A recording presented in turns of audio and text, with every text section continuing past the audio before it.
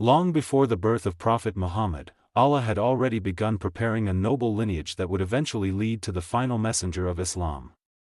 This story begins many generations earlier, with one of the greatest prophets who ever lived, Prophet Ibrahim, peace be upon him. Ibrahim was known as the close friend of Allah because of his unwavering faith, sincerity, and dedication to the worship of one true God. During his time, many people had turned toward idol worship and false beliefs.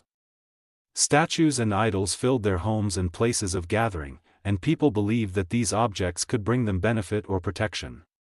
But Prophet Ibrahim stood firmly against these practices.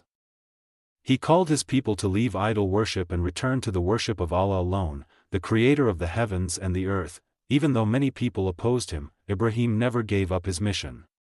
He remained patient, strong, and determined. His story became one of courage, faith, and trust in Allah's plan. From this noble prophet came a lineage that would continue to carry faith and devotion through many generations. Among the children of Prophet Ibrahim was his noble son, Prophet Ismail, peace be upon him. The story of Ismail is deeply connected to the sacred land of Mecca. By the command of Allah, Ibrahim left his wife Hajar and their young son Ismail in a quiet valley surrounded by mountains. At that time, the valley of Mecca was completely empty. There were no buildings, no towns, and no people living there. For anyone looking at that place, it would have seemed impossible to survive. But Hajar trusted in Allah and remained patient, knowing that Allah would take care of them. Through Allah's mercy, the well of Zamzam appeared, providing water in the middle of the desert. This blessing became the reason that life slowly began to grow in the valley. Not long after, a Yemeni tribe known as Jurum passed through the area. When they saw the water source, they asked permission to settle near it. Hajar agreed, and soon the tribe began living in the valley. With their arrival, the once silent valley slowly turned into a place of life, movement, and community. As time passed, Ismail grew up among the tribe of Jurum and learned their language and customs. He became known for his character, strength, and faith. Years later, Prophet Ibrahim returned to visit his son. During one of these visits, Allah gave them an important command that would forever change the history of the world. Allah commanded Ibrahim and Ismail to build the sacred house known as the Kaaba. Together, father and son began raising the foundations of the Kaaba in the center of the valley. They worked with devotion and humility, placing each stone while praying to Allah to accept their efforts. Their hearts were filled with sincerity, knowing that this house would become a place of worship for generations to come. When the Kaaba was completed, Allah commanded Prophet Ibrahim to call people to pilgrimage.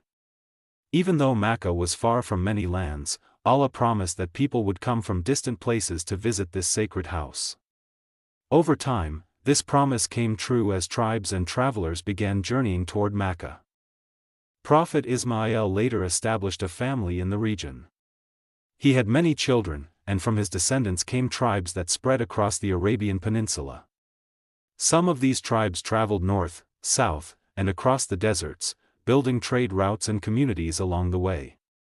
Others remained close to Mecca, maintaining a strong connection to the sacred sanctuary. Generations continued to pass, and the descendants of Ismail increased in number. Some tribes became known for their trade, others for their leadership, and others for their influence across different lands.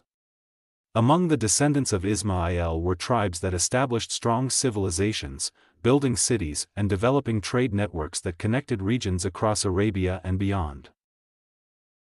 One branch of the descendants of Ismail became known for forming the Nabatean civilization. They built impressive cities carved into mountains, and their famous capital, Petra, became an important center of trade and culture in the region. Meanwhile, another important lineage remained connected to Mecca. This line continued through many generations until it reached a well-known ancestor named Adnan. Many Arab tribes traced their ancestry back to Adnan, and his descendants became widely known across the Arabian Peninsula. Through Adnan and his descendants, many tribes formed and spread across the region. These tribes developed strong identities and traditions, and over time they became known among the Arabs for their influence and leadership. Among these tribes were the descendants of Madar, who later branched into several powerful groups. These groups became well known across Arabia and played an important role in shaping the history of the region. Eventually, from these tribes emerged one of the most respected and influential tribes of all, the tribe of Quraysh. Quraysh lived in Mecca and became the guardians of the Kaaba. Because the Kaaba was a sacred place visited by many people, Quraysh gained respect and recognition among the Arabs. The tribe of Quraysh was made up of several families and clans. Each of these families had its own reputation and role within the tribe. Among these families was a noble and respected lineage known as the family of Hashim. The family of Hashim became known for their leadership, generosity, and service to the people of Mecca. From this family came a respected leader named Abdul Muttalib. He was known for his wisdom, dignity, and strong position among Quraysh. People respected him and looked to him for leadership in important matters. From Abdul Muttalib came his son Abdullah, a man known for his noble character and honesty. Abdullah belonged to a respected family and carried the honor of his lineage. It was from this blessed and noble family that Allah chose the final prophet and messenger, Muhammad. The generations before him had prepared the path, carrying forward a legacy that began with Prophet Ibrahim and continued through Ismail and their descendants. Through many centuries and many generations, Allah had been preparing the world for the arrival of the final messenger.